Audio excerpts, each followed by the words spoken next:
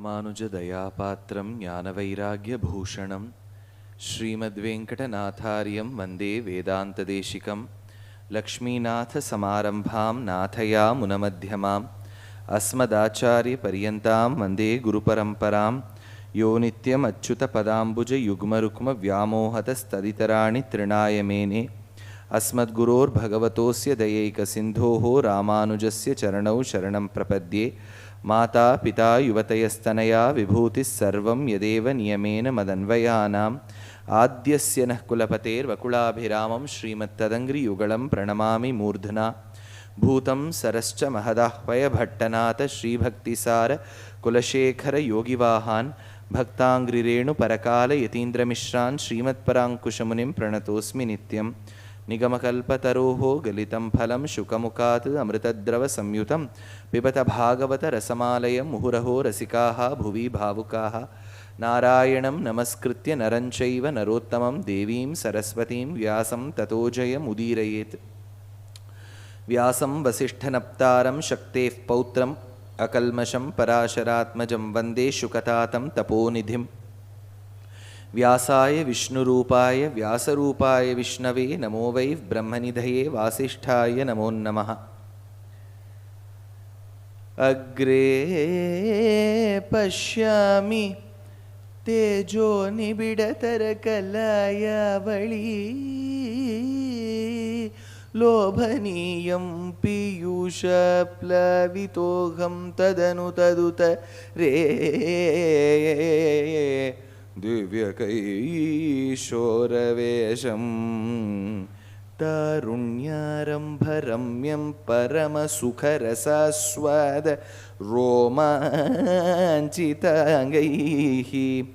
आवीतं नारदाद्यैः विलसदुपनिषत्सुन्दरीमण्डलैश्च योगीन्द्राणां त्वदङ्गेष्वधिकसुमधुरं मुक्तिभाजां निवासो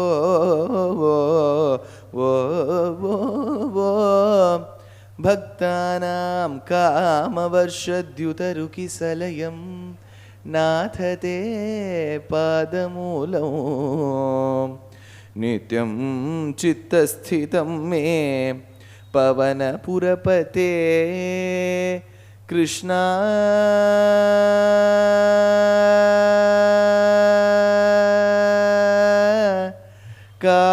कारुण्यसिन्धो कृष्णा कारुण्यसिन्धो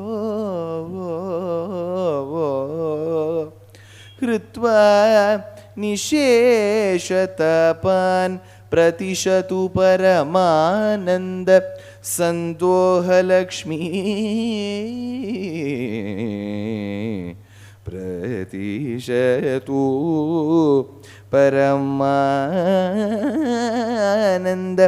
सन्दोहलक्ष्मी अज्ञात्वा ते महत्त्वं यदि निगदितं विश्वनाथ क्षमेथः स्तोत्रं चैतत् सहस्रोत्तरमधिकतरं त्वत्प्रसादाभिभूयात् द्वेधा नारायणीयं श्रुतिषु च जनुषस्तुत्यता वर्णनेन स्वीतं लीलावतारैः इहमिह कुरुताम् आयुः आरोग्यसौख्यम्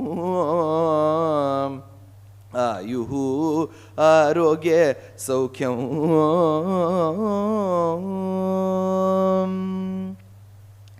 ஸ்ரீயப்பதியான பகவானுடைய பரமானுக்கிரக விசேஷத்தால் நடந்து வரக்கூடிய ஸ்ரவண யஜ்ஞம் ஸ்ரீமத் பாகவத சப்தாகத்தில் நம் திருக்கோயில் பீலமேடு கரிவரதராஜ பெருமாள் கோவிலில் இருக்கக்கூடிய ஆஸ்திக அன்பர்கள் 2 நாட்களாக ஸ்ரீமத் பாகவதத்தை சுகபிரமம் ஆச்சரியமாக பக்தி என்னும் தேனில் தோய்த்து தோய்த்து எடுத்த இந்த ஆச்சரியமான கோத்த வார்த்தைகளை நாம் அனுபவித்தோம். அதில் பிரதமத்திலேருந்து பாகவத மகாத்மியத்திலிருந்து தொடங்கி கடைசியாக நேற்று வராக அவதாரம் சொல்லி வராக சரம ஸ்லோகார்த்தத்தை சொல்லி, தக்ஷ யஜ்ஞத்தை பற்றி சொல்லி, துருவ சரித்திரத்தை பற்றி சொல்லி, பிருது சரித்திரம் அப்படிங்கிற பகுதிகள்லாம் அனுபவித்தோம். இன்று நாம் அனுபவிக்க இருப்பது, இனிமேல் மேலே சரித்திரத்தில் நாம் அனுபவிக்க இருப்பது ஜடபரதரின் சரித்திரம், ஸ்ரீ நிருசிம்ஹாவதாரம், திரிபுர சம்ஹாரம். அதில் நடுவில் அஜாமிளோபாக்கியானம்னு ஒன்று வரும், அதுவும் இன்னைக்கு வந்துடும். ஆனால் முக்கியமான விஷயங்கள் இதில் ஞாபகம் இருக்கான்னு தெரியல. அதாவது உத்தானபாதன்னு துருவன் உத்தமனுடைய திருத்தகப்பனாரை பற்றி நேற்றைய கதையில் பார்த்தோம். யாரும் பார்த்தா மாதிரியே சொல்ல மாட்டேங்கிறா. பார்த்தோம். அந்த ஏன்னா அடியனுக்கே சந்தேகம் வந்துடும். ஏதாவது நம்ம ஏதோ ஒரு 7-8 இடத்துல சப்தாகம் பண்ணுறோம், ஒரு இடத்துல சொல்லிவிட்டு இன்னொரு இடத்துல சொல்லலைன்னா அடியனை அபச்சாரப்பட்டுருவேன். அதனால் பார்த்தோம். அந்த உத்தானபாதனுக்கு ஒரு அண்ணா பிரியவ்ரதன் அப்படின்னு பேர். அந்த பிரியவ்ரதனுக்கு ஒரு பிள்ளை அக்னிதரன் அப்படின்னு அந்த பிள்ளைக்கு பேர். அக்னிதரனுக்கு ஒரு பிள்ளை நாபி அப்படின்னு பேர். அந்த நாபியானவன் பகவானை நோக்கி தவம் செய்தான். பகவானை பார்க்க வேண்டும் என்ற அபிலாஷையில் அஸ்வமேதாதிகளை செய்தான். அப்போ யார் ஏதாவது பண்ணியிருப்பா? இந்திரன். அது ரெகுலராக அதுதான் ஒரு ஆன்சர்.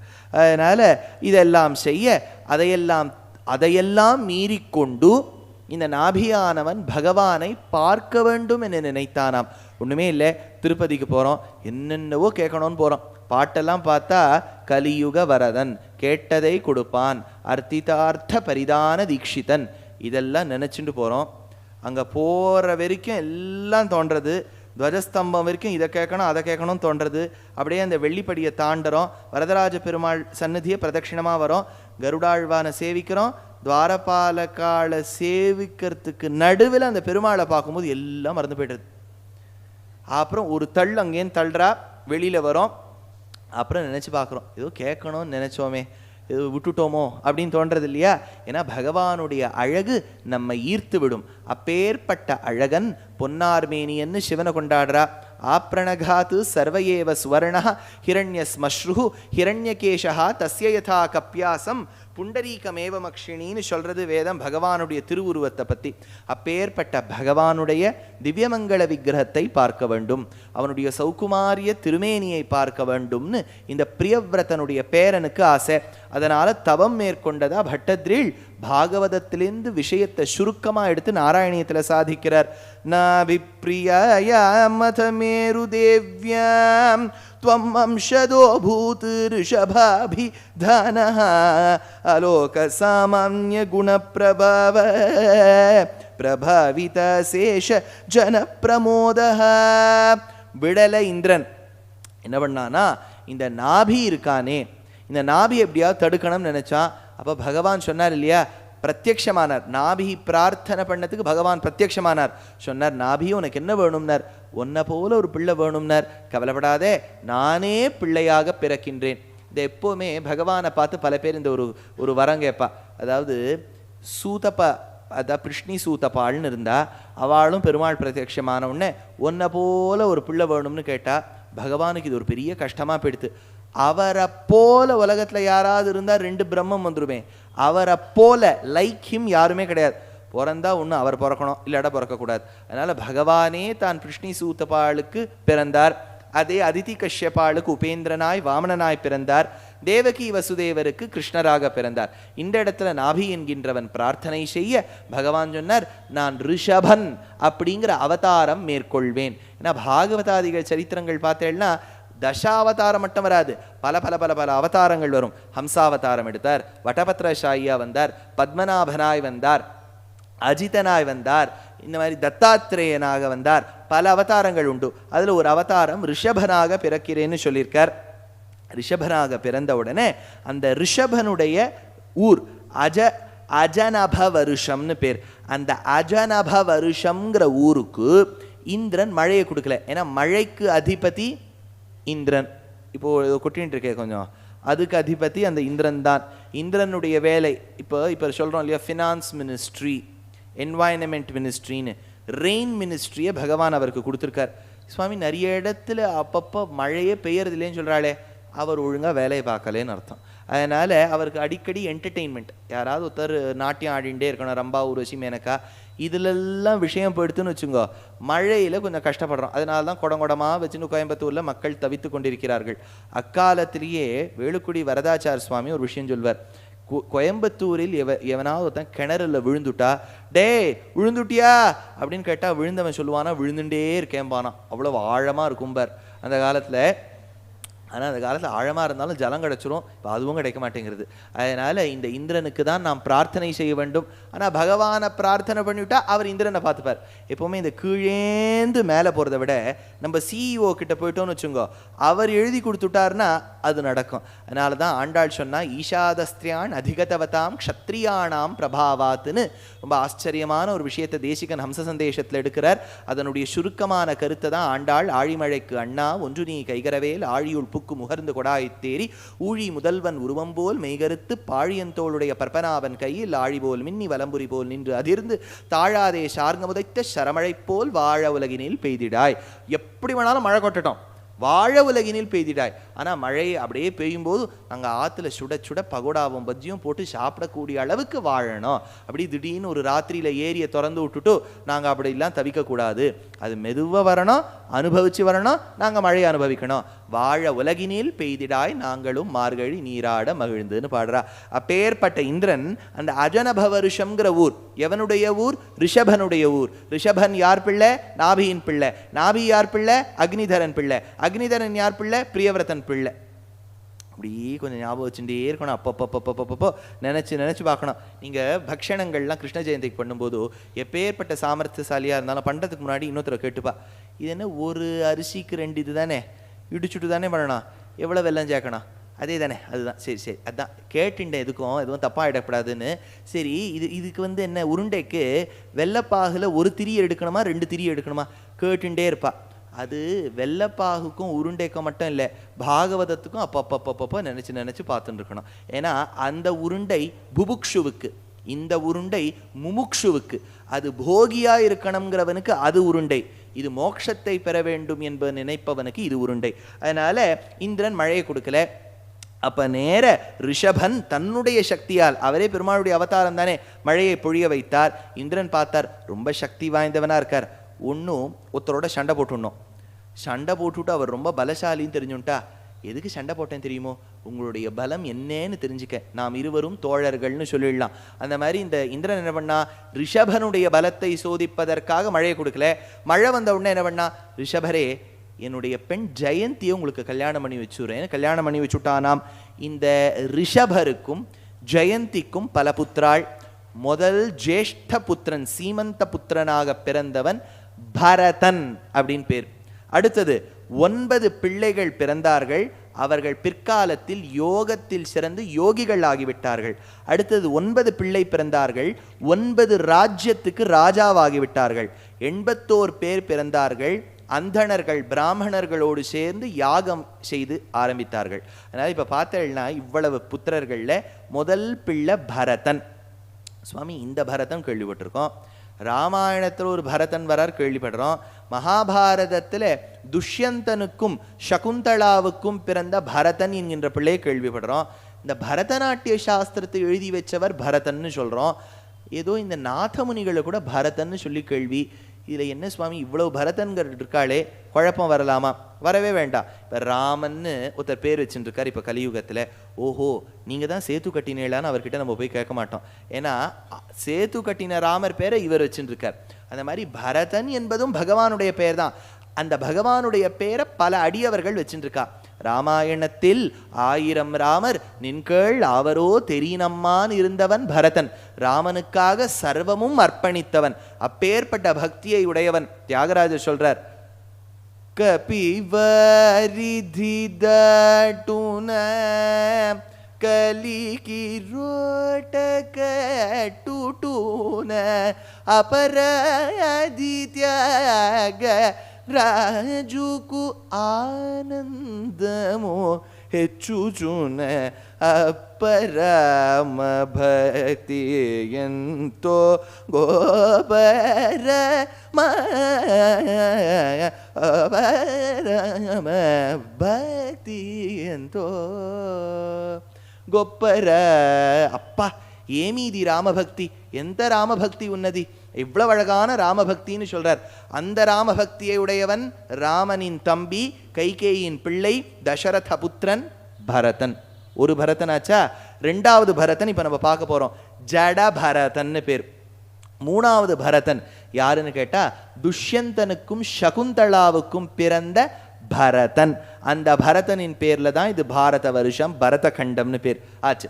அடுத்தது ஒரு பரதன், பரதநாட்டிய சாஸ்திரத்துக்கு பரத முனி அப்படிங்கிறவர் சூத்திரங்கள் எழுதி வச்சார். அதனால பாவ ராக தாளங்களோடு சேர்ந்த பரதத்துக்கு பரத முனி எழுதி வச்ச சூத்திரங்கள் தான் பரதநாட்டிய சாஸ்திரம் ஆச்சா. பாவம், ராகம், தாளம் மூணுமே இருக்கணும் பாட்டுல. ஓஹோ இவர் கல்யாணி பாடுறாருன்னு தெரியணும். நிதி சுகமா தாளத்தோட பாடம். இகவரகதினே இந்திர ரமண, இகவரகதினே இந்திர ரமண, இகபரகதி நீனே இந்திர ரமண, இகபரகதி நீனே. தாளம் இருக்கணும். மூணாவது பாவம் இருக்கணும். அவர் பாடும்போது நாம் உருக வேண்டும். பாவ ராக தாளங்களோடு இருந்தால் பரதம்.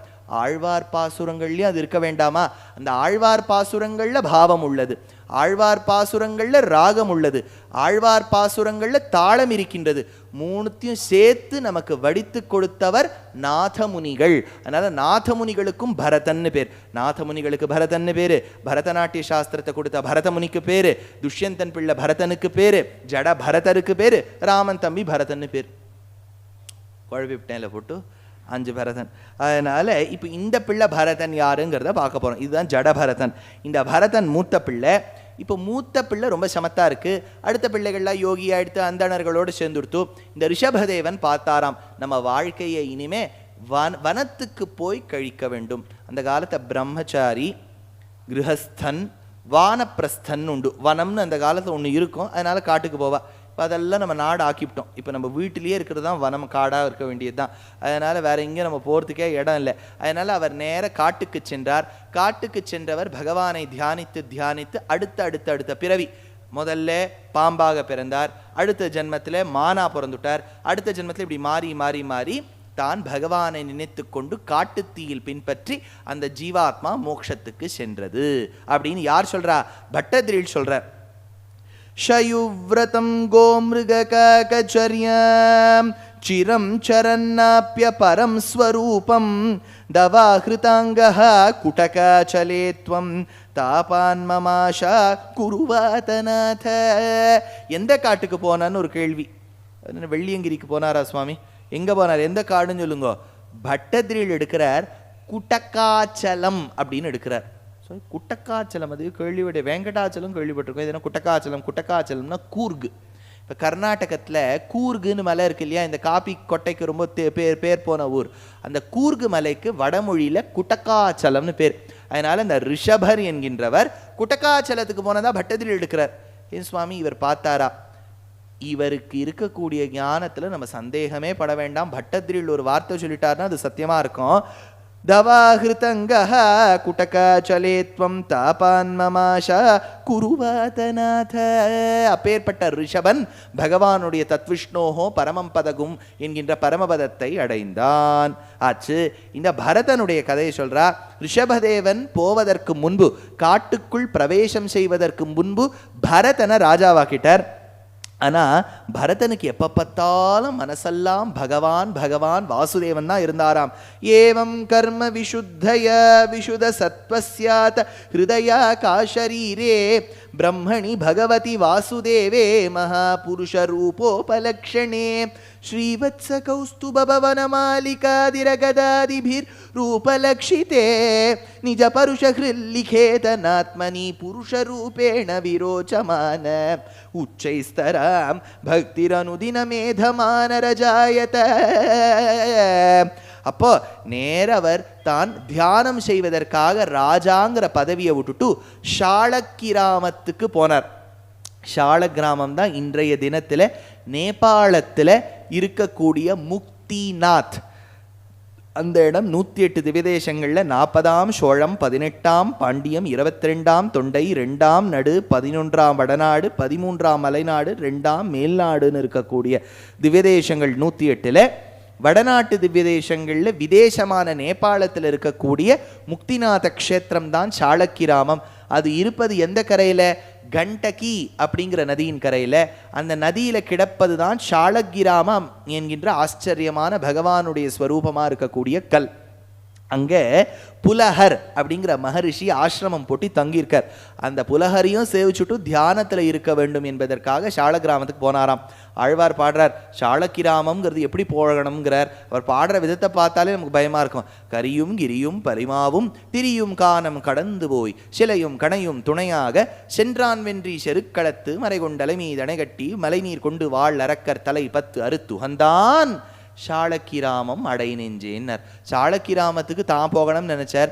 ஆனால் அது கலையும் கிரியும் பரிமாவும். முதல்ல நிலத்தை தாண்டணும், மலையை தாண்டணும், பாறையை தாண்டணும், மிருகங்களை தாண்டணும், காட்டை தாண்டணும், நதியை தாண்டணும், திருப்பி மலை ஏறணும், அப்புறம் போகணும். ஆழ்வார் பார்த்தார், பாட ஆரம்பிக்கும் போது போகணும்னு நினைச்சார். இப்படி பாடி முடிக்கிறதுக்குள்ள அவருக்கே டயர்டாயிடுது. சென்று அடை நெஞ்சேன்னு விட்டார். என்னால் போக முடியுமோ முடியாதோ, என் மனசே நீ போயிட்டு வந்துருன்னார். அப்பேற்பட்ட திவ்யதேசத்துக்கு இவர் பெயர்க்கார். விஷ்ணு புராணம் சொல்றது, பரதஹ சமஹீபலஹ ஷாளக்ராமே வசத்கில யோகயுக்தஹ சமாதாய வாசுதேவே சதா மனஹ. பெருமாள்கா காத்துண்டே இருந்தாராம். எந்த பெருமாள்னார்? சூரியனுக்குள்ள மத்தியவர்த்தியா இருக்கக்கூடிய நாராயணனை பார்ப்பதற்காக தவம் செய்தாராம். இத்தம் திருத பகவத்வத ஏனே யாஜின வாசசானு சவனாபிஷேகாத்ரக பிஷ குட்டிக ஜட்டா கலாபேன ச விரோச்சமானஹ சூரியயர்ச்ச பகவந்தம் ஹிரண்மயம் புருஷம் உஜ்ஜிஹானே சூரியமண்டலம் அபியுபிதிஷ்டிஷ்டேனு மிருது ஹோவாச்ச. அந்த சூரியனுக்கு மத்தியவர்த்தியா இருக்கக்கூடிய நாராயணனை சேவிப்பதற்காக இவர் பார்த்துட்டே இருக்கார். அப்பேற்பட்ட பரதன். அப்படி இந்த முடியெல்லாம் அந்த காலத்துலேயும் ஃபேஷன்லாம் உண்டு. ராமர் ரொம்ப ஃபேஷன் பண்ணுவாராம். அப்படியே அவர் கூந்தலை வாரி விடும்போது கொஞ்சோண்டு குழல் கற்றை இப்படி சுருண்டு இந்த பக்கம் விழுமா. இந்த பக்கம் விழுந்தா அதுக்கு காக்கபக்ஷம்னு பேர். அதுவாக விழணும், நம்மள இழுத்து விட்டுக்கூடாது. அதுவாக வந்து விழுந்து சுருளணும், அதுக்கு காக்கபக்ஷம்னு பேர். அது அந்த காலத்து ஸ்டைல். இந்த 1980 அந்த பெல் பாட்டம்ஸ்னு ஒரு பேண்ட் இருக்கும் பாருங்க, நீளமாக வந்து கீழே குடமாக மாறிவிடும். அந்த மாதிரி இருக்கக்கூடிய ஃபேஷன் அந்த காலத்தில் முடி விழணும். அப்படி முன்னாடி விழுந்துட்டு சுருண்டுதான அதுக்கு காக்கபக்ஷம்னு சம்ஸ்கிருதத்தை பேர். அதனால தான் விஸ்வாமித்தர் ராமரை குடுன்னு கேட்கல தசரதர்கிட்ட. எவன் ஒருத்தனுக்கு காக்கபக்ஷம் இருக்கோ அவனை கொடுன்னார். காக்கபக்ஷ தரம் வீரம் ஜேஷ்டமே தாத்துமர்ஹசி. அப்பேற்பட்ட ஃபேஷன் இருந்த காலத்தில் பரதர் அதெல்லாம் கண்டுக்க மாட்டார். அவர் மாட்டுக்கு ஜடையோடு இருக்கார். ஜடையை அப்படியே சுருட்டி போட்டுட்டார். அதனால் பின்னாடி வந்தவாழ பேர் வச்சா ஜட பரதன் அப்படின்னு ஒரு பேர் வச்சுட்டா. இப்போ ஜடபரதர் ஒரு ஆசிரமம் போட்டு தங்கியிருக்கார், நதிக்கரையில் தங்கியிருக்கார். ஒரு நாள் கர்ப்பவதியாக இருக்கக்கூடிய மானை ஒரு புலி தொலைத்துண்டே வருது. அந்த புலி துரத்தின் வர வேகம், கர்ப்பவதியாக இருக்கக்கூடிய மான் ஓடக்கூடிய வேகம், கர்ப்பவதியாக இருந்த மான் பார்த்ததாம், ஐயோ இவ இது துரத்திண்டே வருதே. பயத்தில் என்ன பண்ணித்தான், இக்கரையிலிருந்து அக்கறைக்கு குதிச்சுதான். குதிக்கும் போது கர்ப்பம் சிதைந்து சின்ன மான் குட்டி அந்த நதியில் ஓடக்கூடிய ஒரு இலை மேலே விழுந்துட்டான். அந்த மான் அப்புறம் போயிடுத்து, புலி அப்புறம் போயிடுத்து. இந்த தவழ்ந்து வரக்கூடிய மான் இலையில வருது பாருங்க, அதை பார்த்துட்டே இருக்கார் ஜடபரதர். தவத்தில் இருந்தார், இப்படி பார்த்தார், இப்படி பார்த்தார். சரி, அந்த மானை எடுத்துன்னு வந்தார். அடுத்த நாள் அதுக்கு செதிலித்தாய் மாதிரி சுத்தங்கள்லாம் பண்ணி அதை தொடச்சி விட்டு அதுக்கு கிடைச்ச பக்கத்தில் பசுவின் பால் கொடுத்ததை அந்த பாலை கொடுத்தார். அப்புறம் தன்னால் முடிஞ்சதை பார்த்தார், தொட்டார். 24 மணி நேரம் யோக நித்ரையில் இருக்கக்கூடியவர், எப்போவுமே யோகாவில் இருக்கக்கூடியவர், இப்போ அது 22 ஆக்கிவிட்டார். இப்போ மானை தொடச்சி கிடச்சி விடணுமே, அது போக போக ரொம்ப லூட்டி பண்ணுறது, அங்கே ஓடுறது இங்கே ஓடுறது. 22 12 ஆயிடுத்து, 12லேருந்து 8 ஆயிடுத்து. இப்போ தியானத்துக்கே நாழி போயிடுது. அந்த மான் அப்படியே பெரிய மானாய் அப்படி காட்டுக்கெல்லாம் போயிட்டு இருக்கு. இவர் வயதான காலத்தில் உடம்பில் நோவு சாற்றி கொண்டார், படுத்துன்னு இருக்க. சரீரத்தை விட்டு ஆத்மா பிரியணும். மான் என்ன பண்ணிட்டு இருக்கோ, மான் மான்னு நினச்சி உயிரை விட்டுவிட்டார். என்னவா பிறந்திருப்பார், மானா பிறந்துட்டார். இதில் எவ்வளோ கஷ்டம் பாருங்கள். அதனால தான் நான் வந்து வராகச்சரம ஸ்லோகம் சொல்லும்போது ஜாகிரதையாக இது சொன்னேன். அதனால் மானா பிறந்துவிட்டார். ஆனால் இப்போ மானா பிறந்தாலும் ஜாதி ஸ்மரணா இருந்தார். ஜாதி ஸ்மராகான சில பேருக்கு போன ஜென்மத்து ஞாபகம் இருக்குமா, அதுதான். அதெல்லாம் நமக்கு இல்லை, இன்னைக்கே ஞாபகம் இல்லை, போன ஜென்மத்துக்கு அப்புறம் பார்த்துக்கலாம்.